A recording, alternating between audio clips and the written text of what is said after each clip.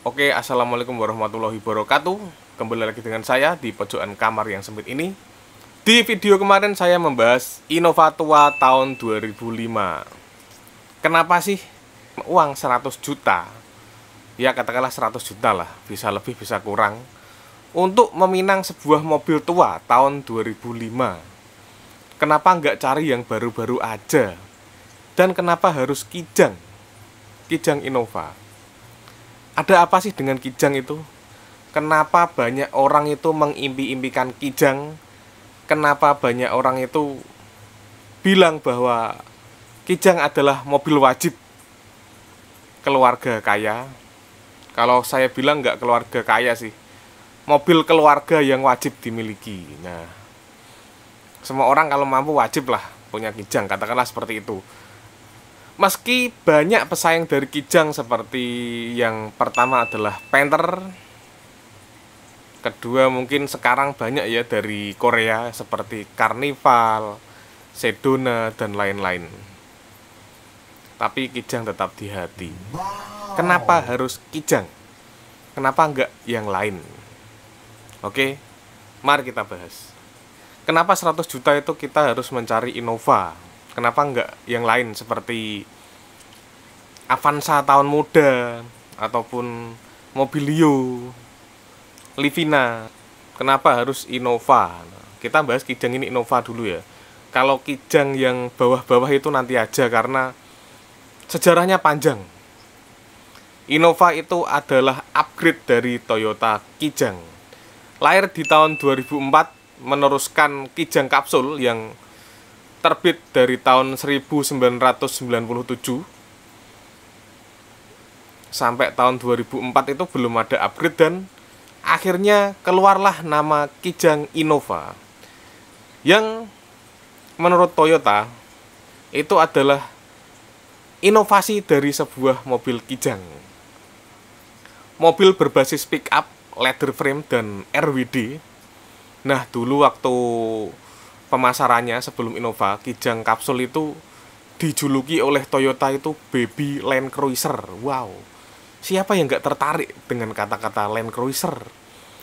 Dan waktu itu tahun 90-an, 97 ya, jalan-jalan di Indonesia, jalan di Pulau Jawa itu belum sebagus sekarang. Jadi mendengar kata-kata Land Cruiser itu, karena Land Cruiser itu banyak diperlihatkan, dipertontonkan di film-film zaman dulu, itu langsung melejit, baby Land Cruiser. Produknya pertama dulu adalah mobil pick up, dan yang station wagon itu diproduksi oleh beberapa karoseri. Jadi memang dasarnya itu mobil pick up ya. Karena berbasic dari mobil pick up, mobil niaga, mobil ini terkenal sangat kuat, strong, kuat untuk durability dan tenaganya, terutama di torsi ya. Torsi sebuah Kijang Innova itu sekitar 190 190 Nm. Itu torsi yang sangat besar, meskipun tenaganya, HP-nya itu 130-an, tapi torsinya sangat gede, apalagi yang solar ya. Solar itu sampai 200 atau 300 gitu loh. 2 KD itu ya. Di dalam penjelasannya dulu, waktu pertama kali Innova muncul, Toyota mengungkapkan namanya IMV Project. IMV Project ini sendiri adalah membuat beberapa mobil dengan basic mobil yang sama. Nah, satu basic itu ternyata menjadi 3 mobil. Yang pertama Toyota Kijang itu sendiri, yang kedua adalah Hilux, yang ketiga adalah Fortuner. Jadi tiga produk ini sampai sekarang pun menggunakan basis yang sama, dengan leather frame yang sama, layout yang sama, dan mesin yang sama. Kalau bensin ya 1 TR, 2 TR, kalau solar ya 2 KD dan 2 GD. Yang keempat, mobil ini sangat mudah dalam perawatan. Untuk onderdil sendiri, kita mencari onderdil Kijang itu di toko-toko spare part, bahkan di kota-kota kecil itu sangat banyak. Dan banyak bengkel dan mekanik sangat familiar dengan mobil ini. Itu kenapa beberapa STM, sekolah teknik mesin dan SMK mesin otomotif, kebanyakan alat peraga mobil yang diotak-atik itu adalah Toyota Kijang. Kalau bensin Toyota Kijang kebanyakan, jarang Mitsubishi TSS itu kalau bensin. Kalau yang solar Panther sama L300. Tidak percaya? Coba tanya teman-teman Anda yang sekolah di STM. Ayo. Pasti mobil peraganya itu kebanyakan Kijang. Itulah kenapa anak-anak bengkel, anak-anak mekanik itu sangat familiar dengan Kijang. Wong didikane we pakai Kijang, gimana nggak familiar? Nah, yang kelima, nyaman. Kijang itu, Innova itu terkenal nyaman dari dulu.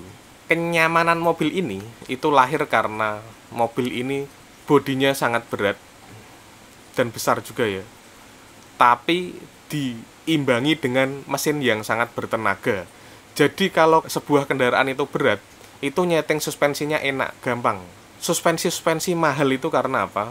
Mobilnya sudah ringan, mesinnya bertenaga, nyetingnya susah.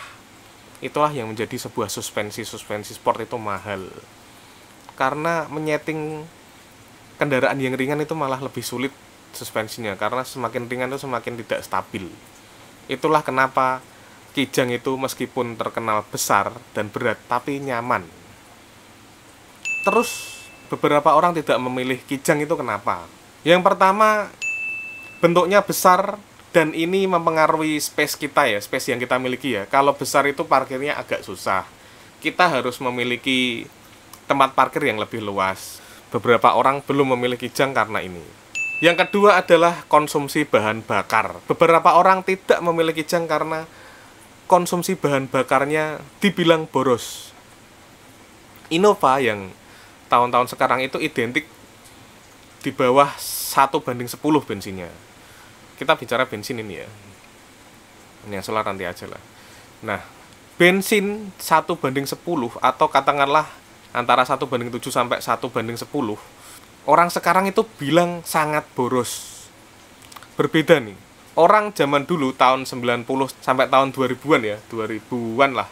Itu bilang 1:10 itu masih irit. Orang sekarang bilang 1:10 boros itu karena lahirnya produk-produk baru seperti Avanza, Xenia, Livina, Expander bahkan, Mobilio, yang rata-rata konsumsi bensinnya itu bisa 1:15, 1:13, 15, 17, seperti itulah. Sebenarnya kalau dari saya sendiri, ya boros irit itu relatif ya, tapi itu terbayar dengan sebuah kenyamanan dan asiknya berkendara mobil ini. Yang ketiga, beberapa orang tidak memilih mobil ini karena budget harga dan budget pikiran. Nah, misalkan nih 100 juta untuk membeli mobil keluarga. Ada pilihan tahun yang lebih muda seperti Avanza, Xenia. Ya kita lebih sedikit lah. Kalau Avanza, Xenia barunya kan 170 jutaan. Bisa beli kredit. 100 juta bisa beli kredit dengan DP. Kenapa saya ngomong budget pikiran?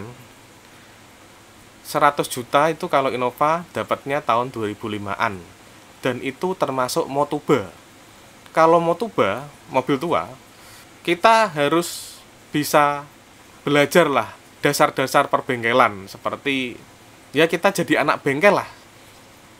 Untuk membenahi mobil tua itu gimana, merawatnya gimana. Itu butuh ilmu. Nah, beberapa orang tidak memiliki ilmu ini, bukan tidak memiliki ya, tapi mungkin lebih tidak punya waktu untuk belajar seperti ini. Jadi mereka memikir praktisnya aja ya. Wah, saya mau beli mobil tapi malas mikir, malas dandan. Beli yang tahun baru aja lah, tahun yang lebih baru supaya tidak berisiko. Nah, banyak orang di titik ini. Budget untuk ke bengkelnya, waktu untuk ke bengkelnya, mungkin Sabtu Minggunya mereka istirahat di rumah dan tidak ingin pusing dengan perbengkel membengkel. Nah, tapi jika kesimpulannya Anda ingin meminang Kijang Innova, saya mungkin bisa memberi saran. Jika kisaran budgetnya 100 jutaan ke bawah, pilihlah Innova bensin. Matic atau manual tergantung selera Anda. Tapi kalau saya Matic sih, lebih enak dan lebih nggak pegel. Mobil keluarga itu enaknya Matic. Soalnya kalau nyopir jauh-jauh bersama keluarga, itu enaknya nyantai. Nah, kalau manual yang sport aja, kalau bisa yang 2 pintu. Waduh. Kenapa saya tidak menyarankan diesel? Nah, Innova lama, Innova generasi pertama sebelum facelift yang diesel itu harganya 120 jutaan. Terpaut jauh kan? Nah, menurut pengalaman saya, beberapa kali melihat mobil Innova yang generasi pertama sebelum facelift ini yang diesel, kebanyakan itu mobil capek. Suaranya sudah tidak terlalu kedap karena diesel itu berisik ya, kompresi tinggi, berisik, wajar, tenaga besar. Dan terjadi getar-getar di area sopir. Yang paling kerasa tuh sopirnya itu getar, kopling juga getar.